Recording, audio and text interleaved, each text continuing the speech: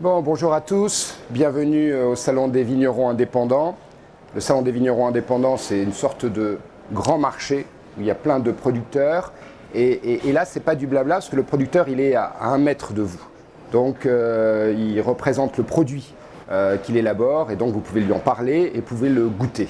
Alors, c'est un salon extrêmement important, un salon pour des consommateurs, et on a décidé maintenant de créer une sorte de débat à chaque session de ce salon. Et aujourd'hui, on va se poser la question, est-ce qu'il faut désacraliser le vin ? Alors, pour poser cette question que vous sentez évidemment profonde et importante, j'ai invité des personnes, enfin nous avons invité des personnes qui sont censées quand même représenter des courants dans le vin. Et je vais vous demander à chacun de vous inviter. Donc Gaëlle, d'abord, à toi. Bonjour. Alors, qu'est-ce que tu représentes, Gaëlle ? Moi, je représente une consommatrice, tout simplement, d'origine alsacienne, donc avec beaucoup de vin quand même là-bas. Voilà, non, une mais consommatrice parfait. régulière. Margot, à toi. Oui, bonjour à tous. Alors, je suis Margot Ducancel, je suis blogueuse. J'ai créé du coup Rouge aux Lèvres. Et aujourd'hui, j'ai développé un club de dégustation 100% féminin avec 350 membres. Et du coup, l'idée, moi aussi, je suis proche des consommateurs. Je leur donne la voix aujourd'hui, surtout avec un angle féminin. D'accord, donc tu es proche des consommatrices. Oui. D'accord. On a un vigneron, je crois, Boris. Oui, bonjour, donc Boris Desbourdes. Moi, je suis vigneron indépendant au domaine de la Marinière. Donc, je suis vigneron à Chinon et aussi un peu vigneron sur Instagram. Voilà. D'accord. Antoine, qui Bonjour. a eu un grand passé dans le vin. Grand passé, oui, effectivement. et futur, évidemment. Non, journaliste dans le monde du vin depuis, oui, bientôt, je ne veux pas dire le chiffre, ça fait peur. Passeur, moi je me dis souvent passeur, pédagogue aussi un peu, le lien entre la production et le consommateur. Mais un consommateur qu'on ne connaît pas toujours, puisque quand on écrit ou on fait des vidéos comme aujourd'hui sur ma web TV Tellement Soif, voilà, on est toujours en distance entre les deux. D'accord. Et Eric, pourquoi vous êtes là ? Parce qu'un an près, j'étais un baby boomer, donc j'aurais pu me faire insulter tout le temps sur Twitter. Non. Mais pas de bol, c'est vraiment pas de bol. Et parce que je suis, à la base, je suis sommelier. Et puis j'ai monté un stand-up autour du vin qui s'appelle Ni Dieu ni Maître, mais du rouge, que je tourne depuis 2014 maintenant. J'ai fait Avignon, j'ai fait plein de trucs avec ça. Et ça marche bien et ça désacralise assez fort le vin, je pense. Bon, parfait. En tout cas, merci à vous tous. On part sur 3 idées principales et après on va développer notre thème. Le premier point, c'est, je pense qu'on est tous d'accord, c'est que la France, c'est le vin, c'est 500 000 emplois, d'accord, direct, indirect. C'est le premier pays exportateur en valeur, donc c'est très important pour notre économie et ça tisse tout un lien économique. Et nous sommes le 2e pays consommateur de vin au monde, même si certains voudraient qu'on taise cette statistique, c'est un fait. Deuxième point, aussi très important, c'est que malgré tout, dans toutes les études qui sont faites, le vin relève un peu du sacré en France. On s'aperçoit que d'abord le vin est intimement lié à la France, à ses paysages, à son histoire, évidemment. Nous avons 10 millions de personnes chaque année qui viennent de France, mais aussi de partout, beaucoup de Belgique aussi, qui viennent visiter donc, les vignobles. Donc c'est un point important. On peut se dire que c'est une visite d'un monument. Donc. Et enfin, 56% des jeunes pensent que la consommation, la dégustation d'un vin, notamment d'un vin rouge, relève du sacré. Donc on n'est pas hors sujet avec le sujet d'aujourd'hui. Troisième constat, moins positif en revanche, c'est qu'on constate une baisse de la consommation. Actuellement, nous avons une baisse de la consommation de plus de 60% sur les 50 dernières années. 16% uniquement de personnes, de consommateurs sont des consommateurs réguliers. Et nous sommes passés à 51% de consommateurs occasionnels, ce qui pose évidemment un problème pour toute la filière. Et aussi, on voit bien des statistiques qui se sont inversées, puisqu'il y a quelques années, on aurait une statistique inverse, on aurait une majorité de consommateurs réguliers. Alors, ça nous pose des questions et on va se demander si, au fond, la solution ne serait pas aussi de désacraliser le vin.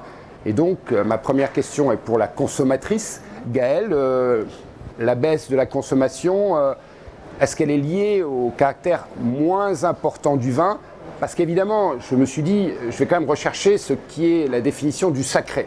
Alors, le sacré, il y a des liens avec la divinité, mais enfin, en fin de compte, dans le Larousse, le sacré, c'est quelque chose qui revêt une importance capitale, une importance majeure, et on se rend bien compte que le vin revêt une importance majeure en France. Donc, est-ce que le vin, a priori, a un caractère moins important dans la vie d'un consommateur? Je dirais qu'il il garde un caractère festif quand même, beaucoup. Et je dirais que la baisse de la consommation peut être liée aussi à ce courant où on est dans une espèce de recherche d'hygiène de vie, sans boisson, sans viande, où on recherche un peu tout ça. Et peut-être que c'est ça qui fait qu'on consomme moins de vin maintenant et qu'on ne l'associe pas forcément à une hygiène de vie. Est-ce que vous avez eu l'impression que le vin était moins important dans votre vie quand vous étiez jeune que vos parents, par exemple? Oui. Moins. Oui, Donc, il y a je pense. un passage moins fort. Après, il y a des régions très fortes. Étant originaire d'Alsace et du Sud-Ouest, c'est quelque chose qui m'a été transmis quand même. Beaucoup. Donc, on associe un vin à des plats. Systématiquement, un vin est associé au foie gras, un vin est associé au poisson, donc j'ai eu cette culture un petit peu. Et là, on est un peu dans une tendance où il faut consommer occasionnellement, il faut diminuer sa consommation de vin, le garder vraiment à caractère occasionnel dans cette recherche d'hygiène de vie et qui n'est pas forcément en corrélation. Donc, si je résume, le vin est toujours important, mais pour des raisons plus de santé, il y a une consommation moindre. Oui, je pense. Étant infirmière, je pense. Ah, d'accord. Je comprends mieux. Deuxième question pour Margot. Alors, Margot, j'ai compris que vous faisiez des événements, vous organisiez des dégustations. Alors, j'ai une petite question. Est-ce que le vin, c'est devenu du snobisme ou un prérequis culturel? Est-ce qu'il faut connaître le vin pour exister dans certains milieux? C'est vrai que le vin, en tout cas pour mon avis, ça reste avec des codes à la fois quand même très masculins et ça demande parfois un certain élitisme, on va dire, social. Et c'est vrai que certaines personnes se doivent d'avoir un minimum de prérequis pour rentrer dans certains cercles. Après, aujourd'hui, les lignes bougent beaucoup avec la nouvelle génération qui arrive, avec un pouvoir d'achat qui arrive aussi, peut-être aussi, qui influe sur cette baisse de la consommation. Et ces gens-là, ils ont envie de consommer différemment, mieux et d'être très informés. Mais aussi l'information dans le vin, c'est super opaque. Et la première mise en amont, la première mise en bouche, elle est extrêmement compliquée quand on n'a aucune règle et aucune entrée en matière. Et du coup, le but, comme je l'ai dit, du blog à la base, Rouge aux lèvres, c'était pour parler aux consommatrices. En fait, j'utilise les codes de la presse féminine pour parler du vin avec un vocabulaire complètement différent. En fait, on parle du vin, mais de manière décalée, originale. Et j'essaie de m'enlever tout le savoir lié au vin et des étapes de la dégustation classique pour rentrer dans l'univers du vin. Donc c'est vraiment, j'essaie d'avoir une autre approche liée au vin. Et après, avec l'expérience du club de dégustation, donc comme je vous l'ai dit, 100% féminin, après, parfois les membres, eux, peuvent inviter des hommes. Et du coup, c'est la même chose. Là, c'est donner aussi la parole aux consommatrices à travers une expérience œnologique que j'anime à chaque fois. Et pareil, c'est donner vraiment, je dirais pas des données de vulgarisation, mais de simplifier vraiment l'entrée dans l'univers du vin, qui peut être tout à fait facile d'accès si on y met peut-être un vocabulaire plus simple, plus actuel. Et aussi plus tendance. Et aussi, c'est ça aussi ce qu'on incarne et ce qu'on essaye de véhiculer à travers cette expérience. Gaëlle, votre vision, Je Je dirais pas forcément. Enfin, les connaisseurs sont plus des hommes. Les femmes. N'ayez pas peur, c'est pas parce que Eric vous regarde bizarrement qu'il est absolument pas menaçant. Donc vous pouvez répondre librement. Non, je trouve que ce qui ouvre aussi un petit peu la connaissance du vin, il y a de plus en plus d'ateliers aussi. Donc on voit que ce soit sur les sites de rencontres ou que ce soit ce qu'on offre dans des coffrets, les box de coffrets, on offre beaucoup de dégustations de vin, ce qui ouvre un petit peu plus sur la connaissance des différents vins. Après, il y a un côté un petit peu... celui qui sait déguster et qui connaît les vins et qui saura sortir une bonne bouteille, c'est l'homme en général dans une famille. Je pense qu'il y a cette espèce de notion-là aussi un peu éducationnelle qui existe. Oui. D'accord. Donc par exemple, il y a une vraie utilité d'avoir des ateliers 100% féminins. Oui. Okay. Pour apprendre aussi, on est un petit peu dans une égalité des sexes de plus en plus. D'accord. Donc pour que les femmes puissent aussi, en famille, sortir cette bouteille de vin en connaisseuse et l'associer à un plat ou autre chose. Oui. Antoine, en fin de compte, est-ce qu'il faut démocratiser, vulgariser le vin pour l'ouvrir à un maximum de personnes et de quelle façon on s'y prend ? Alors, évidemment, je vais répondre oui, et toujours plus, parce que le monde du vin n'est pas du tout démocratique. Le monde du vin est fermé, le monde du vin, là on parle de l'égalité des sexes, ça commence tout juste, mais on est encore très très loin d'avoir une représentation équitable. Et dans les médias, c'est de l'entre-soi. Et mettons les pieds dans le plat. Pourquoi on parle de vin aujourd'hui dans les médias ? La raison principale, c'est parce qu'il y a une action publicitaire en amont. C'est-à-dire qu'il faut savoir que dans la presse, aujourd'hui, vous avez des dossiers spéciaux sur le vin parce qu'il y a de la publicité. Et donc, c'est la publicité qui initie le rédactionnel. Donc, ça fait il y a une endogamie un peu compliquée par rapport à ce sujet. Et c'est surtout prendre les lecteurs un peu pour des imbéciles, comme si le lecteur ne le voyait pas, ça. Donc, quand ça manque de sincérité, quand ça manque véritablement d'ouverture et de curiosité, eh ben, vous ne recrutez pas et vous n'êtes pas véritablement dans l'ouverture. Et c'est aujourd'hui le vrai problème qu'on a aujourd'hui du monde du vin. Et par contre, ce qu'il faut observer, ce sont les réseaux sociaux. Dans les réseaux sociaux, il y a plein de gens, ou même dans le spectacle vivant. La liberté, elle est là. C'est ça qui est intéressant. Donc la démocratisation, je suis désolé de le dire, mais moi je viens d'un milieu, je suis journaliste, carte de presse, patati patata, mais mon milieu de la presse, il m'interroge beaucoup et je pense qu'il est presque un peu fossoyeur de cette démocratisation du vin. Par contre, les réseaux sociaux, où il y a effectivement un peu de tout, mais il y a une grande liberté, il se passe vraiment énormément de choses et tant mieux. Et vous, quelles sont les actions concrètes que vous faites pour vulgariser le vin ? La première action que j'ai faite, c'est j'ai quitté un média très traditionnel, papier, iconique du monde du vin, pour aller créer une web TV.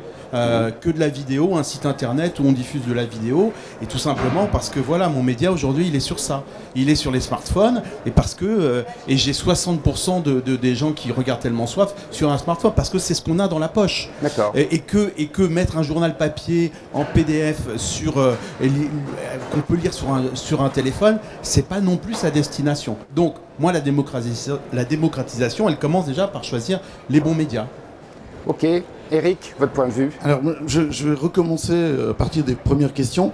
Il y a un truc qui m'interpelle chaque fois que je viens en France, c'est que dans toutes les statistiques, personne n'ose relever qu'elles sont fausses, puisque le gouvernement français n'est pas capable de distinguer le flux de vin consommé par les touristes des habitants. Il y a 95 millions de touristes chaque année qui viennent en France.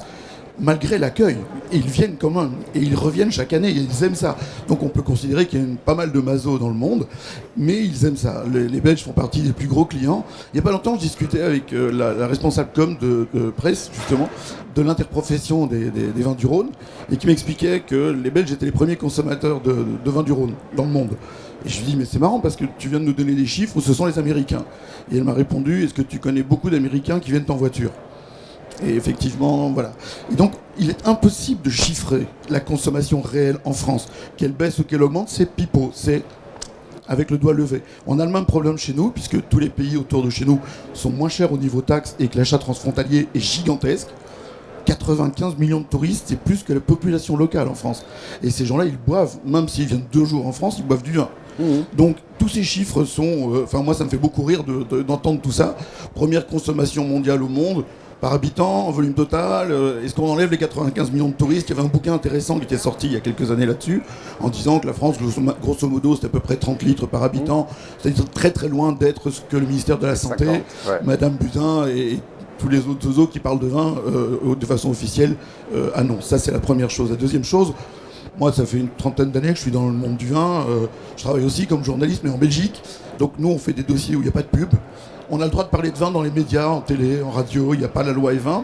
On ne doit pas cacher les enfants quand on parle de vin. C'est moins grave que la pédopornographie. Et on ne lit pas ça à la pub. Parce que les acteurs de la pub sont dans d'autres pays que nous, qui sommes plutôt un pays consommateur, même si on produit un peu. Donc on a un autre rapport à ce que l'on publie. Moi, je travaille pour un magazine depuis 17 ans et je sors régulièrement des doubles, des quadruples, 6 pages. Là, on vient de sortir sur justement tout ce qui était vin bio, machin, pour un peu expliquer aux gens.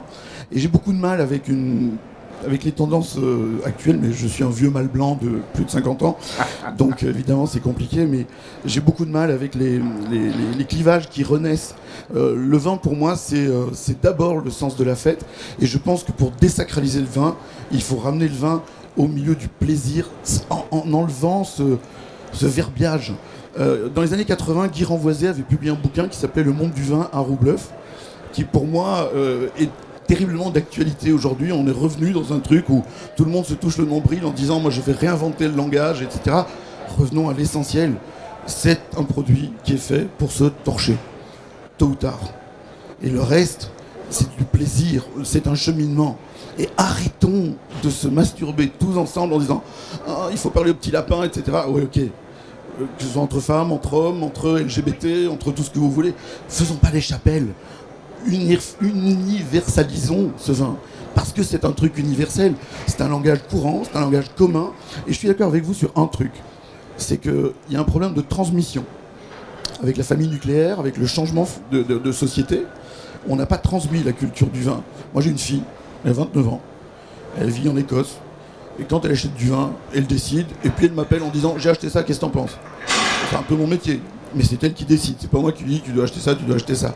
Et pour moi, un homme ou une femme, ça goûte de la même manière, ça change pas. C'est pas une attaque, hein, mais c'est un truc. Et je suis un peu usé de tout ça, enfin peut-être un peu vieux pour ça, mais revenons à l'essentiel. Le plaisir, et on peut réinventer le langage, on peut mettre des Stan Smith, ça fait 45 ans que tout le monde porte des Stan Smith, mais on peut faire comme tout le monde, mais c'est recréer un uniforme, ça n'a pas d'intérêt, à mon sens. Est-ce que tu peux nous dire quand même, toi, de quelle façon tu participes à une vulgarisation du vin? Alors moi, je parle du vin. Dans mon spectacle, j'explique justement que le vin est quelque chose de social et qu'il faut avoir les mots. Et je joue là-dessus sur l'autodérision, en expliquant par exemple que le bourgeon de cassis, il y a quand même très très peu de gens qui ont sucé des cassis, ou fumé du cassis, ou sniffé du cassis.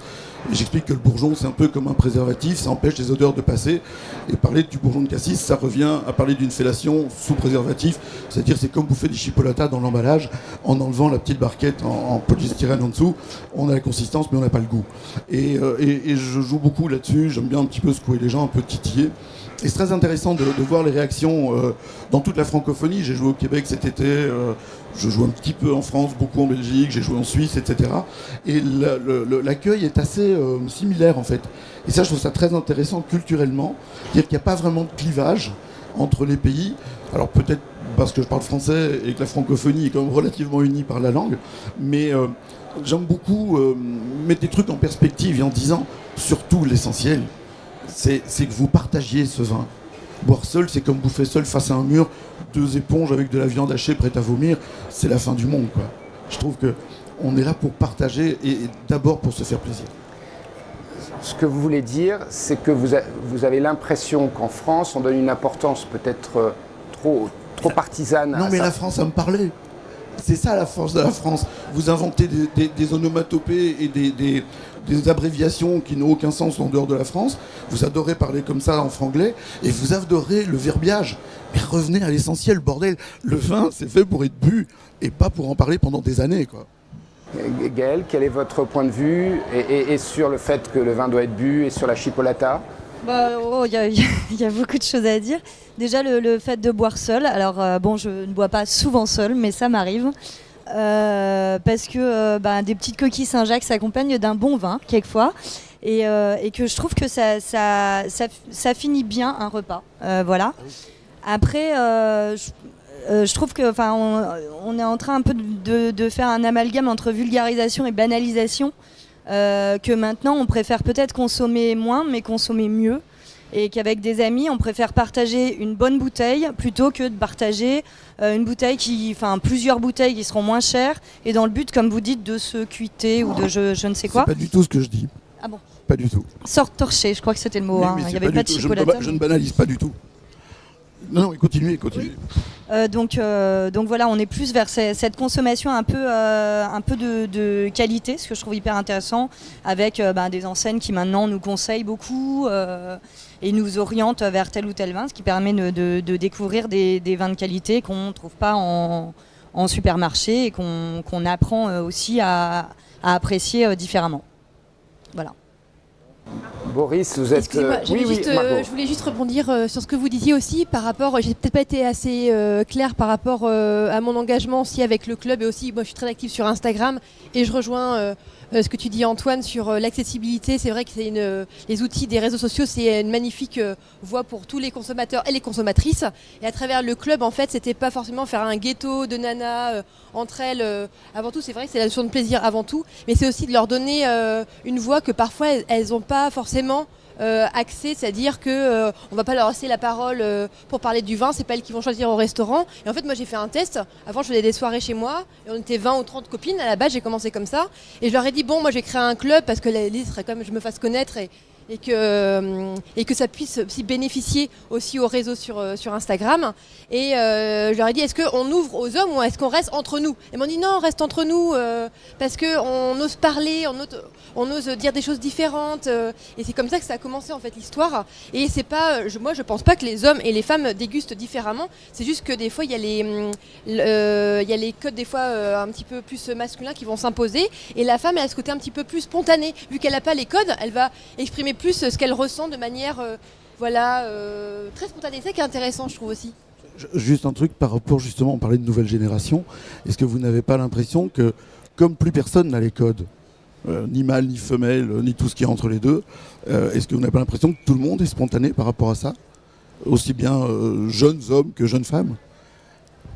Je trouve ça, tout le monde, les codes en fait, ils sont toujours là, on sert toujours à déguster avec la robe, le palais, etc., ces arômes, etc. Tout le monde a pris un petit peu des cours par-ci par-là, mais après c'est surtout, il y a cette base-là qui existe encore, mais après tout le monde va se l'approprier, et avant tout, voilà, c'est de poser des mots sur notre sens du plaisir ou pas, du coup. Donc je trouve que c'est assez pertinent, voilà, c'est ça, exactement. Bon, on va interroger le vigneron maintenant. Boris, comme vous voyez, on parle de votre produit. Alors, avec quelques statistiques, qu'elles soient plus ou moins vraies, globalement, il y a 10 millions de personnes qui se baladent dans les vignes. Donc, le tourisme, l'onotourisme est devenu un élément important. On va dans les vignes, on va à Lourdes, on choisit. Donc, est-ce que vous considérez un peu votre domaine et les autres domaines viticoles comme une nouvelle cathédrale et vous un évêque? Alors moi, je suis pas trop, je suis ni pro-chapelle, je me sens plutôt agnostique que pratiquant. Après, pour revenir un petit peu sur ce qui a été dit, c'est vrai qu'on a tendance, on voit les tendances de consommation, les gens vont consommer moins mais mieux. Les gens qui viennent nous voir au domaine ne recherchent plus les mêmes choses que quand ils venaient il y a encore 15 ans ou même 10 ans. Ils viennent passer plus de temps avec nous, plus connaître notre manière de travailler et chercher ce rapport peut-être plus à la production qu'au produit fini.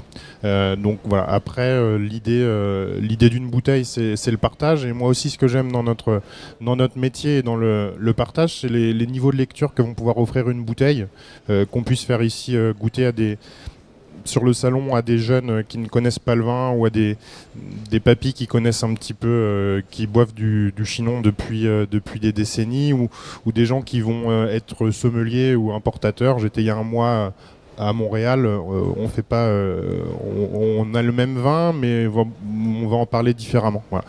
Faire goûter la même bouteille à un consommateur qui connaît pas le vin, un sommelier de restaurant étoilé, moi ça c'est ce que je trouve intéressant dans le partage de notre métier.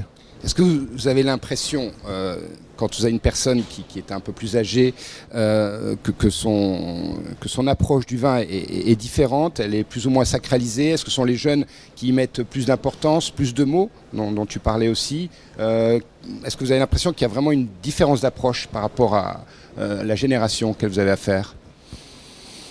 Un petit peu oui, mais après c'est là plus les habitudes de consommation. Il y a des gens qui se pensent experts mais qui ne le sont pas vraiment, qui s'imposent experts, d'autres gens qui sont un peu qui vont être plus là pour apprendre. Après certains ont un certain snobisme, mais certaines personnes s'improvisent experts et ne le sont pas. Après on passe de meilleurs moments de consommation quand c'est spontané, qu'il y a un partage, qu'il y a une recherche, qu'il y a une certaine candeur dans la dégustation, plutôt que quelqu'un qui vient déjà avec un a priori et qui sait que le Cabernet Franc ça doit goûter ça, que depuis 30 ans il goûte tel type de Cabernet Franc. Donc l'approche est différente. Il faut aussi une certaine ouverture d'esprit quand on vient rencontrer un vin et un vigneron. Alors Boris, on va vous soumettre un petit test. Enfin, pas un test, non, vous allez d'abord nous expliquer l'évolution de vos étiquettes. C'est intéressant de voir que les nouvelles étiquettes ne ressemblent pas aux anciennes. Ouais. Et ce serait intéressant aussi ça, c'est l'ancien, voilà. Voilà, de savoir, est-ce qu'il y a eu des Est-ce que je dois me promener avec la bouteille on va la passer, en guépière et en barésie? Non, ça va.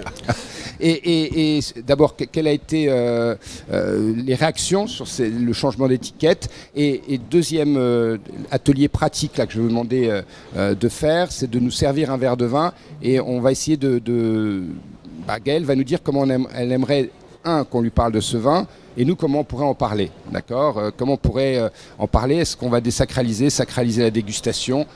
C'était un petit atelier pratique déjà sur vos étiquettes, donc c'est venu de quand?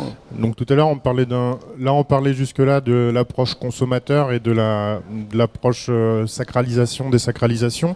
Après, si on parle moi plutôt du côté aussi producteur, moi j'ai aussi un changement. Quand je regarde un petit peu dans les archives, puisque c'est un domaine que mes grands-parents ont racheté, enfin ils ont acheté la ferme dans les années 60 et ils ont reconstitué le domaine à partir de la ferme. Déjà, quand on voit la communication, on voit une différence dans les années 70-80. J'ai retrouvé des vieux cartons, des vieilles étiquettes de mon grand-père.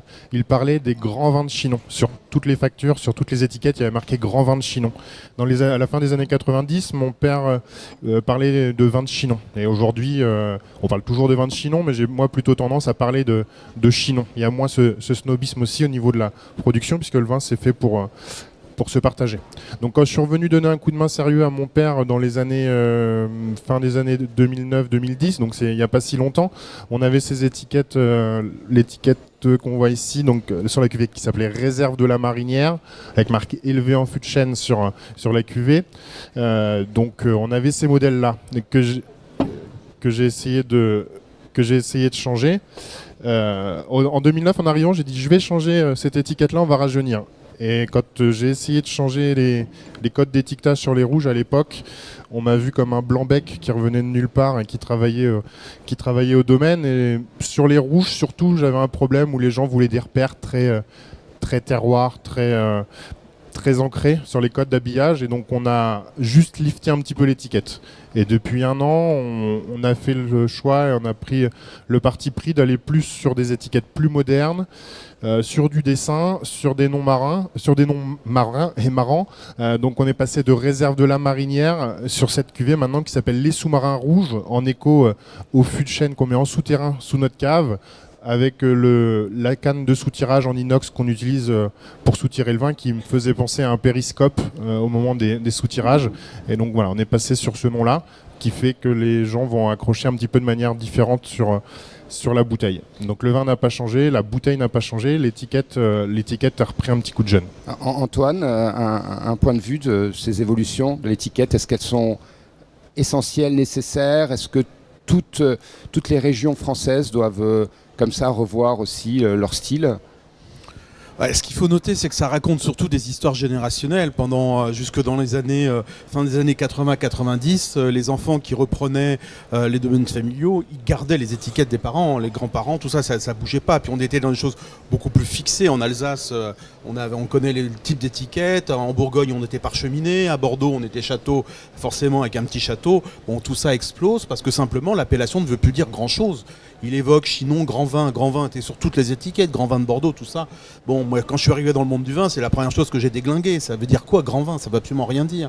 Donc, on revient des choses beaucoup plus, on va dire, terre à terre au bon sens du terre à terre. C'est-à-dire que là, il a marqué ce bon Panzoul, il a marqué son village, il va marquer le parcellaire, il va raconter des choses, voilà, qui ne sont pas duplicable. Le château ou grand vin, tout le monde l'a sur son étiquette. Ils vont tous aujourd'hui essayer d'y s'identifier. Et puis après, voilà, le personnage va mettre son ego dans le bon sens du terme sur la forme de l'étiquette. C'est plus lui, tout simplement. Il a envie de raconter ses histoires. Mais il nous disait tout à l'heure, avant de passer sur le plateau, que la première étiquette qu'il a fait, il était trop fort, trop vite, parce qu'il n'était pas encore sur la propriété intégré. Comme identifié, on va dire, comme le producteur, c'était encore son père, et les gens ont dit mais c'est quoi cette étiquette ça? Donc vous voyez, ça se met en place, Alors surtout, moi ce que je voudrais dire, c'est que simplement il faut que ce soit juste et que ce soit le plus vrai possible, que ce soit essayer d'être le moins copié aussi. Vous savez, les étiquettes, il n'y a pas beaucoup de gens qui font des étiquettes, hein. Il y a toujours des fabricants d'étiquettes, toujours des designers d'étiquettes, et il y a des modes. Il y a toujours eu des modes dans le vin, donc voilà, aujourd'hui on est plutôt graphique. C'est ça. C'est pour ça que moi, pour travailler sur les dessins, j'ai fait le choix de travailler avec Julien Bodard, un copain de collège qui a fait une école de dessin et qui n'est pas du tout dans le vin. Donc il y avait aussi cette fraîcheur et cette candeur du dessin. Lui, il n'est pas du tout dans le monde du vin. Et ça marche bien sur les étiquettes. Voilà, et simplement pour vous dire que c'est pas une mode qui vient de chez nous quand même. Faut savoir que les étiquettes, on va dire un peu transgressives, elles sont plutôt dans l'hémisphère sud, plutôt dans les pays anglo-saxons, où ça fait très longtemps où on s'amuse avec ça, tout simplement parce que le rock'n'roll n'est pas né en France.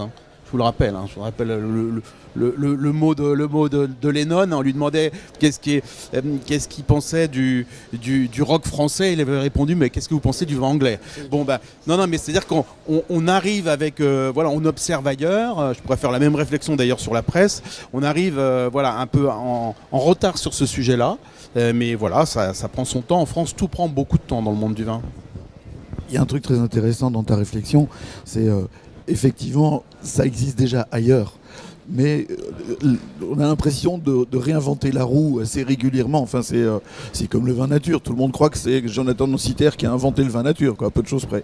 Et ça existait bien avant. Et il y avait de très bons vins nature déjà avant et des merdes aussi déjà avant. Ça change pas. Et comme dans tous les vins d'ailleurs.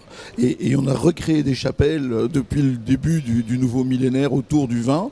Moi, c'est ça que on en parlait hors plateau tout à l'heure. C'est ça que je trouve très intéressant à voir, c'est que on recrée des chapelles, on change le nom des chapelles, on change leur tête, mais le mouvement semble perpétuel en fait. Et je pense que la notion de désacralisation, puisque c'était ça la base du débat, elle est induite par la recréation permanente en fait, si je m'exprime bien. On parle de désacralisation du vin, mais on peut aussi parler de désacralisation du métier de vigneron. Enfin, ce que font les vignerons indépendants depuis 40 ans ici, des vignerons qui viennent à Paris pour faire goûter leur vin, rencontrer les consommateurs, c'est aussi désacraliser notre métier et faire rentrer les gens chez nous. Moi, quand je suis revenu au domaine, aujourd'hui, j'utilise des sécateurs, j'utilise des tracteurs, j'utilise des charrues, mais j'utilise aussi pour travailler mon smartphone.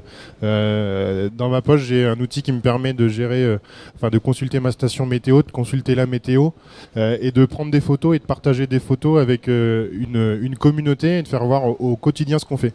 Quand je suis revenu, les gens disaient « Ah, vigneron, c'est sympa, j'ai fait les vendanges une fois quand j'étais étudiant et j'aime bien boire du vin ». Et mon constat, ça a été de leur dire, en fait, nous, on fait un métier qui est différent tous les jours.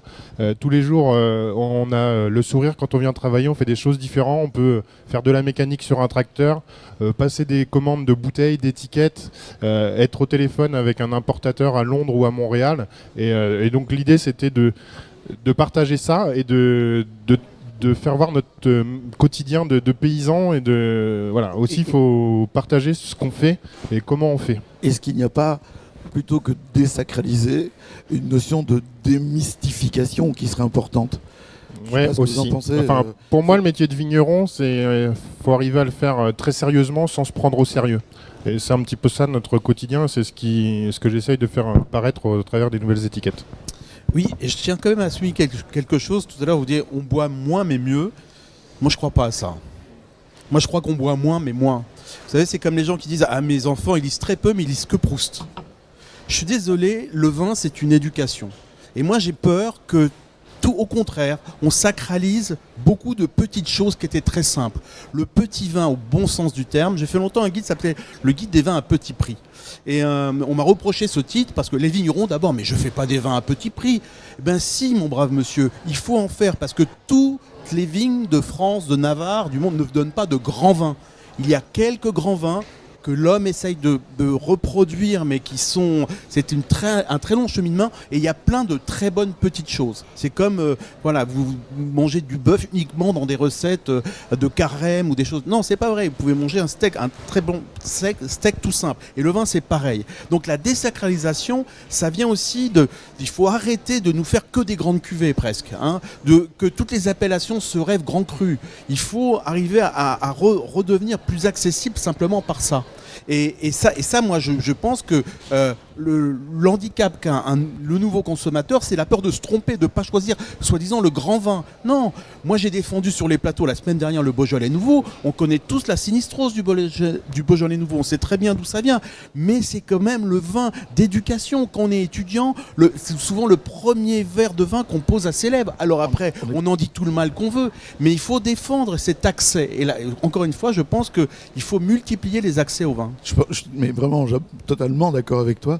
La notion du Beaujolais Nouveau, je travaille pour RTL en Belgique, et donc on a fait tout un truc, on a parlé du Beaujolais Nouveau, et alors t'as des gens qui t'envoient des trucs en disant ah, c'est pas du vin, etc. T'as juste envie de les prendre un par un et de les castrer pour être sûr qu'ils se reproduisent pas. Parce que comment on peut être con à ce point-là, quoi ? Comment on peut être fermé à ce point-là ?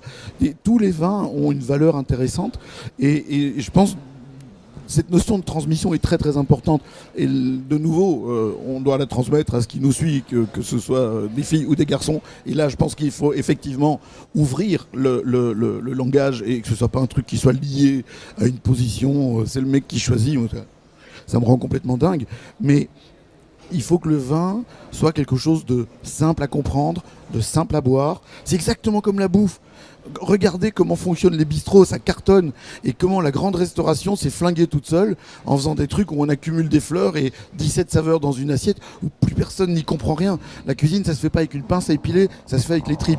Enfin, on cuisine pas que les tripes, je veux dire, hein, mais ça se fait avec quelque chose qui vient de là et pas forcément une intellectualisation permanente de la chose. Quand je vous écoute, Antoine et Eric, et même les autres, je m'aperçois en fin de compte que, au fond, effectivement, Antoine a bien résumé, on veut démystifier, on doit démystifier le vin, on doit lui rendre sa normalité. Et justement, comment faire pour, au fond, rendre le vin à nouveau populaire ? C'est-à-dire de passer de la dégustation censitaire de quelques élus ou connaisseurs à une dégustation qui serait plus démocratique. Alors Antoine disait, au fond, rendre normal des choses simples. Hein, quelques idées, par exemple, Gaëlle, en tant que consommatrice. Il y a la notion de coût aussi. Je pense que quand on va boire chez soi, prendre une bonne bouteille ou prendre une bouteille bon marché est complètement différente de quand on va au restaurant. Quand vous allez au restaurant, un verre de vin, c'est aux alentours de 4-5 euros, tout le temps. Peu importe la qualité du vin, la plupart du temps, c'est ce prix-là. Et du coup, des jeunes qui iront consommer entre eux dans n'importe quel bar préféreront prendre en happy hour une pinte de bière ou quelque chose qui va leur durer la soirée plutôt qu'un la plupart du temps ridicule verre de vin qui ne leur tiendra pas la soirée pour discuter, etc. et qui leur coûtera nettement plus cher. Donc je pense que ça joue aussi énormément. Ça peut rejoindre ce que disait justement Antoine. Oui. Mais je le rejoins d'ailleurs. Très, très intéressant de souligner qu'en France, on a une politique de vente de vin en restaurant catastrophique. On continue à dire en Espagne, ça se vend bien, ils font des petites marges. Mais mettez-vous en action, les gars, bougez-vous, parce que c'est vrai que le très mauvais verre de vin à 4 euros, on est les champions du monde de ça. Et moi, je trouve que c'est terrible, parce que j'entendais hier, j'étais chez un grand caviste à Paris, avec quelqu'un qui présentait des vins, un professionnel, et avec des prix assez chers, parce que c'est assez rare. Et il dit, j'adore tes vins, mais tu vas aller voir les sommeliers, eux ils vont faire des marges de dingue, ils vont réussir à vendre ton vin qui est déjà cher. Moi en tant que caviste je peux pas, parce que je suis tout de suite identifié comme et dans ma gamme ça avait été identifié comme trop cher. C'est incroyable ça. Au restaurant, sous prétexte qu'ils ouvrent un carton au bout du couloir, qui la posent sur la table et qui font x5, ils ont plus de légitimité qu'un caviste qui lui va faire tout bonnement deux et qui va offrir une offre très très large de vin. Donc en France, je pense que désacraliser, c'est déjà dans les bons bistrots qu'on devrait avoir des vins à 3 euros le verre. C'est évident. Et en gagnant de l'argent. C'est-à-dire qu'en gagnant de l'argent, c'est encore une fois, je veux pas que le chiffre d'affaires de nos amis restaurateurs baisse. Mais on a aussi une crédibilité du prix, parce que j'étais justement, avant de venir au salon mardi, j'ai fait des livraisons, j'ai fait des dégustations, une livraison et dégustation chez un restaurateur qui me disait qu'il avait essayé de mettre une de mes cuvées que je vends sur le salon à 8,50 €, qu'il avait mis à 20 €, mais qu'il en vendait assez peu et qu'il l'a passé à 25 €. Et en fait, les gens l'achetaient parce qu'ils trouvaient ça le prix plus crédible. Mais quand on fait une carte de vin dans un restaurant, on sait bien que le premier prix et le prix le plus extrême sont deux formes de sacrifice. Le prix le plus extrême, les gens vont l'acheter juste quand ils ont envie de frimer. Et le premier prix, personne l'achète. Le bon plan dans un resto, c'est de mettre le vin maison moins cher que le premier prix plus cher que le premier prix de la carte, parce que comme ça tu vas vendre du vin maison et tu fais découvrir des choses aux gens. Mais on a la même problématique en Belgique qu'en France. Les restaurateurs se gavent sur le vin. Et il faut qu'ils gagnent leur vie, on est bien d'accord. Moi, je viens d'une famille de restaurateurs. Depuis la fin de la Seconde Guerre mondiale, ils sont tous restaurateurs dans la famille. On doit gagner sa vie là-dessus. Mais il y a un moment où il faut arrêter de marger comme des brutes, parce qu'il faut permettre aux gens de se dire c'est plus sympa de boire un bon verre de vin que de boire un rhum coca ou un rhum dans un cocktail, parce que le produit n'est pas terrible, mais rapport alcool, prix, quantité, j'en ai beaucoup plus, parce que ça compte aussi, la quantité par rapport à l'alcool, même si on boit mieux et qu'on boit bien, comme vous le croyez. Je veux dire, la notion de quantité d'alcool est importante pour les gens qui achètent. Le vin doit devenir un poil plus abordable, un poil plus compréhensible, c'est certain, et enfin revenir à ce qu'on dit depuis le début, c'est-à-dire à des choses essentielles, le sens du plaisir et de la fête. Et on parle de popularité ou de popularisation du vin, mais la question, elle n'est pas de savoir si c'est populaire ou pas. Aujourd'hui, on est plutôt du côté de la censure que de la popularité. Aujourd'hui, depuis 10 ans, on voit des émissions de culinaire à la télé. Est-ce que vous avez déjà vu des bouteilles de vin dans Top Chef, dans Master Chef ?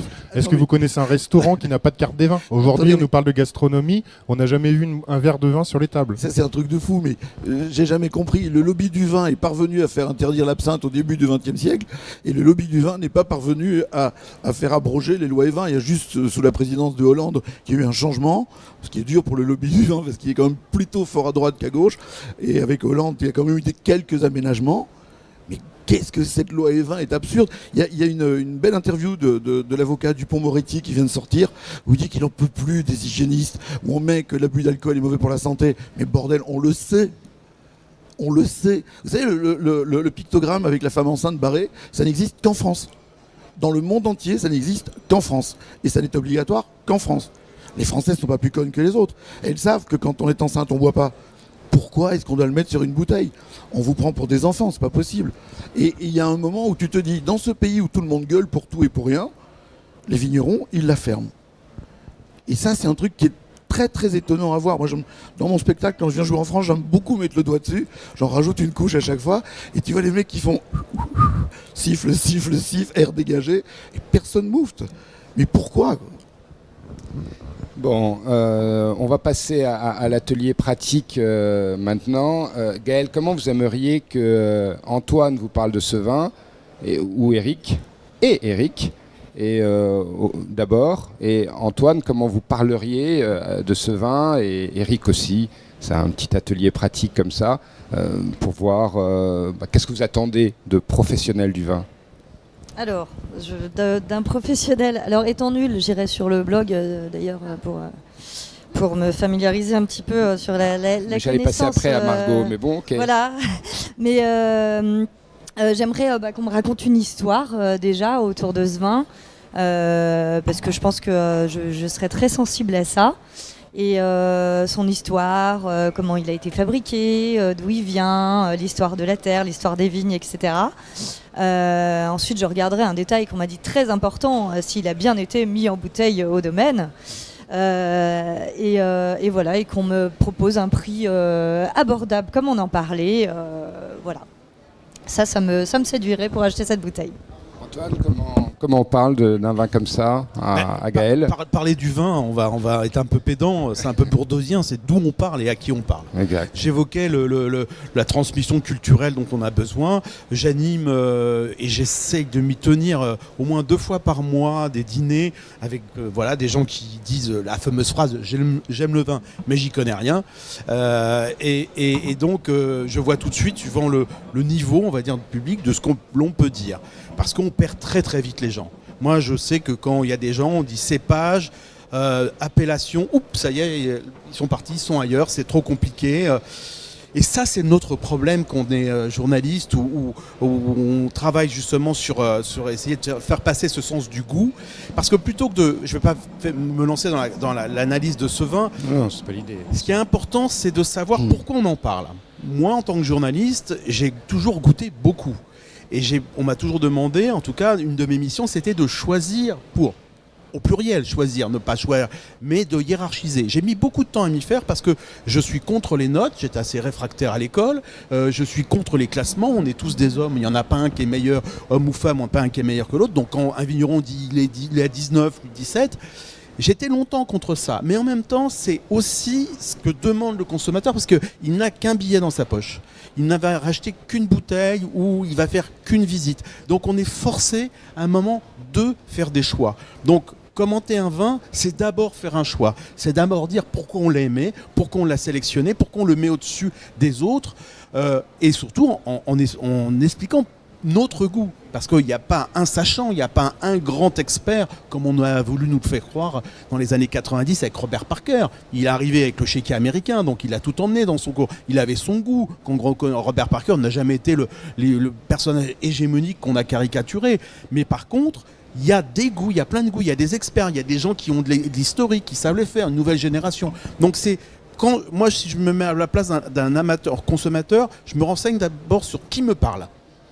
Qu'est-ce qu'il a fait avant? Est-ce qu'il est indépendant quand il parle? Et quel est son goût? Est-ce qu'il est plutôt du sud ou plutôt du nord? Est-ce qu'il aime plutôt marié ou plutôt il aime avec des plats ou il aime le vin à part? Donc dès qu'on a un petit peu tout ça, je reprends souvent cette excellente émission, très vieille émission sur France Inter, le service public dans lequel je travaille à la radio, qui s'appelle Le Masque et la Plume. Tous les dimanches depuis 40 ans maintenant, il y a une émission où il y a tous les critiques qui se réunissent et qui parlent de cinéma, de livres et de théâtre. Quand vous écoutez cette émission, vous savez très bien que le critique de Télérama, sur quoi il va partir, et s'il vous enthousiasme, vous savez d'où il parle, et que celui qui va parler... Donc c'est ça qui est important, et c'est ça que je suis un peu triste de voir, c'est qu'on n'a pas assez, en fin de compte, de personnes qui soient identifiées comme des gens qui vont des passeurs, mais qui vont être différents. C'est ça qui est important. Eric, pour quelque part rejoindre ce que disait Margot à propos de son travail, moi je pense que nous sommes des marchands de cartes postales. Et on n'est pas là pour donner des trucs compliqués. Moi, le but, c'est de vous emmener en voyage. Quand je donne des dégustations, ou quand je donne un cours, ou quand je fais une conférence, parce que je ne fais pas que des spectacles, je ne m'emmerde pas à commencer à parler de trucs que les gens ne comprennent pas. Et c'est vrai qu'on les perd tout de suite. La notion de cépage, déjà, c'est fini, pour 95% des gens. L'important, c'est de les emmener en voyage avec nous. On est des passeurs. On n'est pas des sachants. On est là pour transmettre, quelle que soit notre génération, et on est là pour raconter des histoires. On doit emmener les gens avec nous. Et j'ai l'impression que beaucoup de gens de la filière, qu'il s'agisse de vignerons, qu'il s'agisse de sommeliers, qu'il s'agisse de tout le monde intermédiaire, et même sur les réseaux sociaux, ils ont oublié ça. Ils ont oublié qu'on est là pour raconter des histoires, mais on doit raconter ce que vous demandez. C'est-à-dire, qui est le gars qui fait le vin? Moi, quand je fais des critiques de vin dans Moustique, qui est le magazine, c'est un peu Télérama version belge, dans lequel je travaille, ça fait 17 ans que je bosse pour eux, donc quand même, ça fait maintenant, je pense qu'ils vont me garder encore un bout de temps. Eh bien, je fais des critiques de vin, mais je rentre pas dans des trucs en parlant d'arômes que personne va comprendre, etc. Je leur dis avec quoi ils vont le marier. Quel type de bouffe pourrait aller, et maintenant on peut aller très très loin là-dedans, à quoi ressemble le vin, et je dis surtout s'il m'a plu. Parce que les gens qui me suivent au bout d'autant de temps, ils connaissent mon goût, ils s'y sont faits. Et même quand je fais une critique de restaurant, c'est la même chose. Je ne dis jamais le menu, puisqu'il change tout le temps. Entre le moment où j'écris et le moment où je sors, je dis ce que j'ai mangé. Je dis pourquoi j'ai aimé, pourquoi les trucs qui m'ont plu. Et basta, on doit emmener les gens en voyage avec nous. Pour moi, c'est la meilleure transmission. Margot? Oui, effectivement, pour moi, avec l'accès au vin, moi par exemple, je me dis pas que je suis experte, je fais partie des consommatrices plus ou moins éclairées, et du coup, à travers les expériences que je fais, c'est aussi donner la parole aux consommateurs et aux consommatrices, et du coup, pareil, moi aussi, je suis une scénariste, je raconte des belles histoires. Ce qui plaît beaucoup, en général, c'est quand même l'engagement du vigneron. On aime bien avoir des portraits assez détaillés de comment il travaille la vigne. Pareil, je parle pas de taille guyot. Si je dis le mot cépage, je l'explique. Et pareil, comme je dis, c'est vraiment le vocabulaire. Là, c'est la Rolls-Royce de l'appellation. Et ce qui est bien aussi, c'est ce côté sortir du microcosme de la cuvée pour mettre les choses en perspective par rapport à une appellation, par rapport à la France, pour mettre tout ça pour que, à travers cette cuvée-là, ça reflète en majorité la démarche d'une région, d'une appellation, etc. Et ça devienne vraiment un exemple typique de ce qu'on peut trouver là-bas. Pour au moins les gens ils repartent, ah oui j'ai compris qu'est-ce que c'est Chinon, j'ai compris comment ils travaillent là-bas, pour au moins que ça soit un exemple réaliste. Et au moins à travers ça ils ont une map à peu près définie que qu'est-ce que c'est Chinon aujourd'hui, quoi. Ok, merci. Est-ce qu'on a des questions qui viennent de Facebook? Tu veux que je te les donne en direct parce que je Oui, les ai. ah bah tiens, merci Eric. J'en ai que Tu es 24 2.0. Hein. Il y en a un qui me demande si je m'endors, donc c'est pas ça. Il y en a un qui parle des moustaches en disant que ce sont les plus belles moustaches de la Loire. Oui, c'est un bon internaute.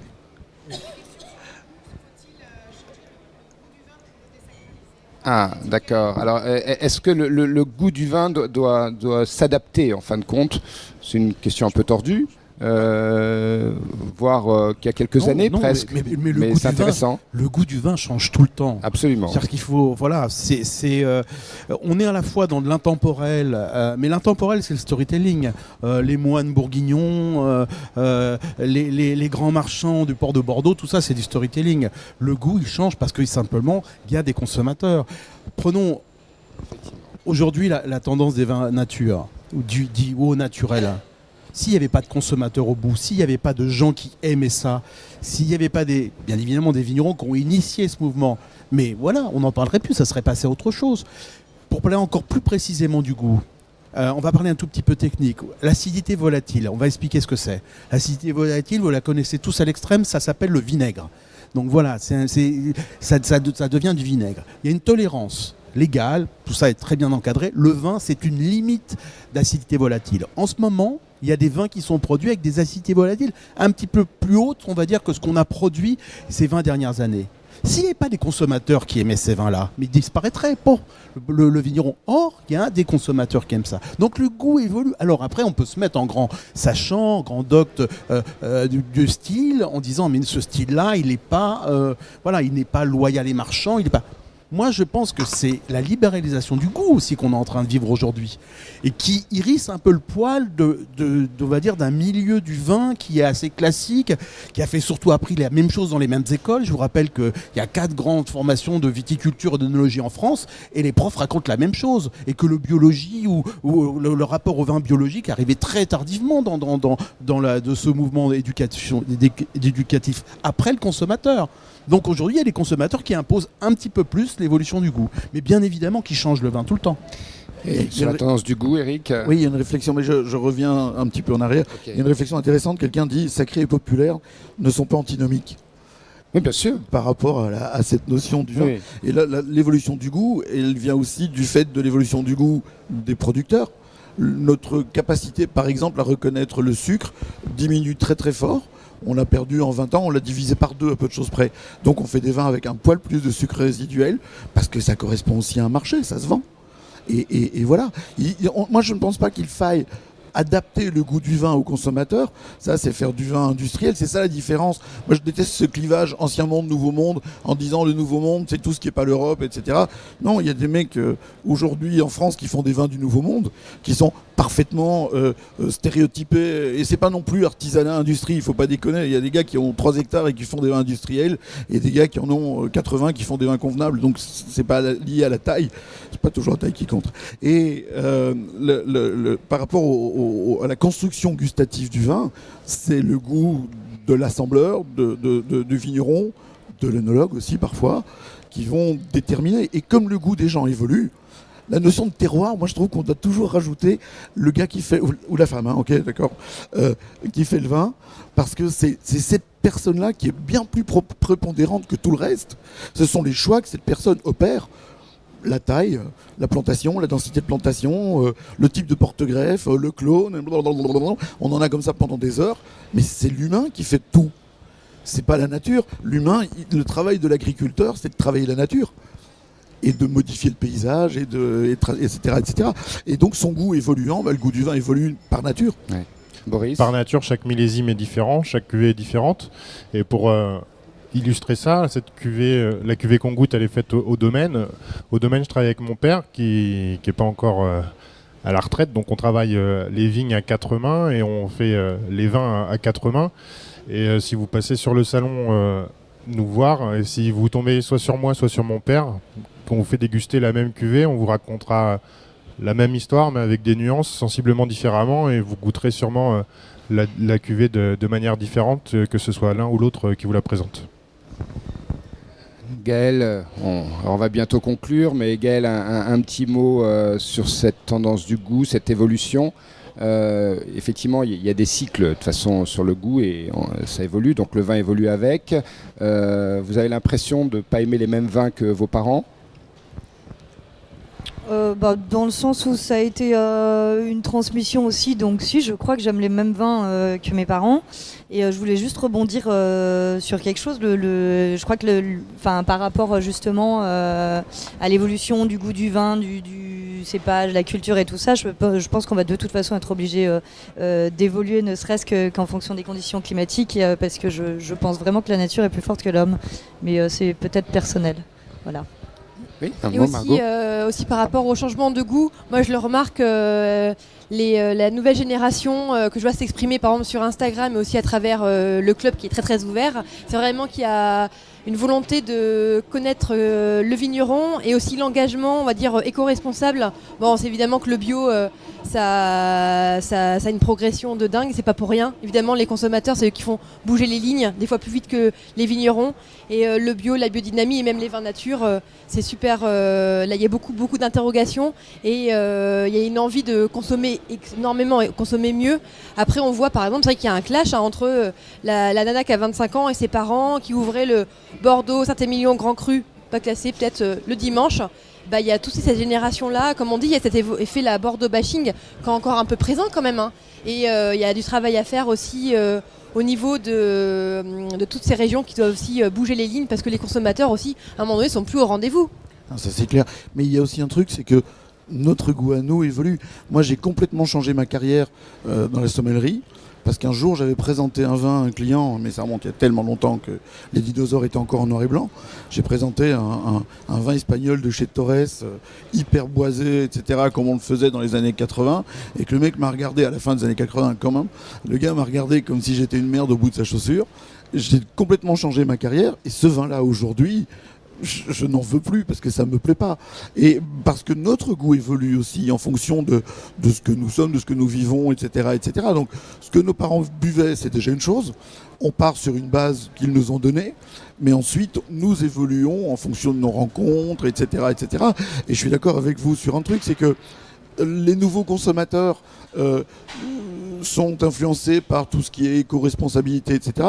Maintenant, il faudrait peut-être qu'on puisse en parler sans œillères, sans dogme, ce qui est très compliqué aujourd'hui, parce qu'il suffit de toucher à un du sujet pour se prendre une shitstorm, comme on dit en français, dans les 5 secondes. Bon, ça dure 12 heures et on s'en fout, hein, mais parce que si on veut parler du bio bêtement, on peut parler de l'impact CO du bio, par exemple, l'impact carbone du bio, et on se rend compte que parfois, il vaut mieux du HVE que du bio. Enfin, c'est très très compliqué, il n'y a pas de réponse claire. Et aujourd'hui, j'ai l'impression que tout le monde veut des réponses claires à des questions éminemment complexes. On est obligé d'être lapidaire, obligé d'être à côté du sujet pour pouvoir répondre. Enfin, je vois que vous haussez les sourcils, mais le bio, aujourd'hui, il a intérêt à se remettre solidement en question, parce que le sulfate de cuivre, c'est pas une solution. Et etc., quoi. Oui, alors je pensais de partir un tout petit peu sur ce terrain-là 2 secondes. C'est que on peut faire un procès d'intention au cuivre, au bio. Vous voyez pas la vague au-dessus de la tête. Elle est énorme, elle est monstrueuse, elle fait que commencer et elle va emmener tous les gens qui continuent à pinailler en disant faudrait trouver autre chose que le cuivre. Trouvons autre chose que le cuivre pour être aussi naturel. Pour l'instant, il n'y en a pas beaucoup et c'est encore aujourd'hui dans le monde du bio où on en utilise le moins comparé aux autres et c'est la voie. Je connais aucun grand vigneron qui depuis 10 ans est certifié en bio ou en biodynamie qui a fait marche arrière. Donc ça veut dire quelque chose et surtout marche arrière pour 2 raisons. C'est de la manière de travailler globalement et les consommateurs qui au final aiment aussi l'évolution de ce goût. Parce que, allez, je termine juste sur le goût. Ce mouvement dit naturaliste ou naturel fait quand même grand bien au goût du vin. Tu l'as dit, on enlève le bois, ce boisé, cette sucrosité, mais aussi il va falloir s'adapter aussi, ça c'est pas toujours évident, c'est qu'on a des fois des territoires, des terroirs qui envoient des goûts un peu plus puissant, un peu plus sans filtre, je dirais. Et ça, est-ce que c'est de la culture? Donc il faut aussi savoir se remettre en question. Un Cabernet Franc, avant, ça sentait le poivron, c'était super simple. Aujourd'hui, à Chinon, il y a plein de terroirs à Chinon, il y a les sables et tout ça, ça s'exprime très fortement. Donc c'est encore une fois au consommateur de jamais être figé, de toujours, surtout quand il ne connaît pas. Moi, je dis souvent, il y a quelque chose qui vous choque un peu dans le vin, c'est plutôt bon signe, ça veut dire que c'est quelque chose que vous allez aimer demain. Parce que le plaisir, il est rarement dans la connaissance, il est dans la reconnaissance. Et donc, voilà, il faut qu'on avance dans notre petite vie personnelle d'amateur de vin, qu'on fasse des marques, on prend des photos, on prend des notes, voilà, on avance, on prend des cours, même je ne suis pas fan des cours, mais on met des mots. Parce que je termine plutôt l'introduction en disant qu'on parlait trop sacralisé.